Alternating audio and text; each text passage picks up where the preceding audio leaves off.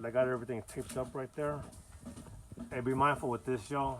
Is right here, he has a crack right there. Okay, so SH could go in the back, all right.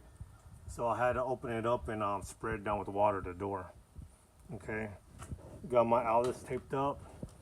See this, y'all, I gotta look around, okay, because this came out. I had to put it back in. All right, so property protection. If you have to put tape over the whole thing, put tape over the whole thing. Taped up everything right here. All right, that's another outlet. Make sure you tape up these outlets real good, because whoever installs the outlets, y'all, they don't really do a good job. And there's like a big old gap right here. Let me show you. See that gap? So you have to tape it up, okay? Or SH is gonna get back there and you're gonna have a shortage, a fire, and you better hope you have insurance. Because if the house burns down, hey, that's your fault for not taping up outlets, y'all. But that's what I'm showing you, okay? Tape up outlets, okay? When in doubt, tape it out, all right?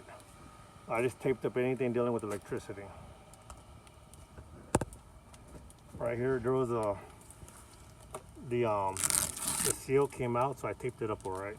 I used tape, okay? Tape.